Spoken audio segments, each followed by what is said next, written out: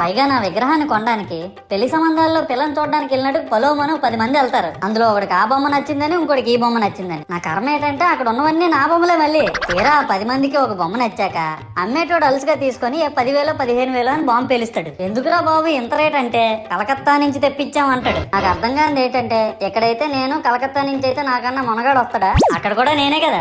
ఇలా నన్ను బజార్లో పెట్టి బేరం ఆడి నా మొహానికి ముసుగేసి వ్యాన్ ఎక్కిస్తారు. ఆ వ్యాన్ డ్రైవర్ గాడు నేను ఉన్నానని కూడా చూడకుండా ఏదో ఆలోచించుకుంటూ డ్రైవ్ చేస్తా గతకల్లో గబ్బి గుబ్బి అని తించేసి నా కాల్లో చెయ్యి ఇరగొట్టేస్తాడు. ఈ విషయం చందాలు ఇచ్చిన చిన్నోళ్ళకి తెలిస్తే మళ్ళీ ఇరిగిపోయిన బొమ్మ పెట్టకూడదని ఏ బొమ్మ రాసి కవర్ చేసేస్తారు. సరేలే జరిగిందేదో జరిగింది, నా భక్తులే కదా కూల్ బ్రో అని చిల్లయ్యే లోపు నన్ను పందిర్లో పెట్టి ముసుగు తీసి నాకన్నా పొడుగున్నే సౌండ్ బాక్సులు 2 నా చెవులు పక్కన పెట్టి డీజే గణేష్ బ్రో అని చెప్పి నా పాటలను కూనీ చేస్తారు. సరేలే పిల్లలు కదా ఇప్పుడు కాకపోతే ఎప్పుడు ఎంజాయ్ చేస్తారు, కాసేపట్లో పూజ స్టార్ట్ చేస్తారని వెయిట్ చేస్తా ఉంటే ఆ 5 రూపాయల వ్రతకల్పన బుక్ చూస్తే అది ఎక్కడ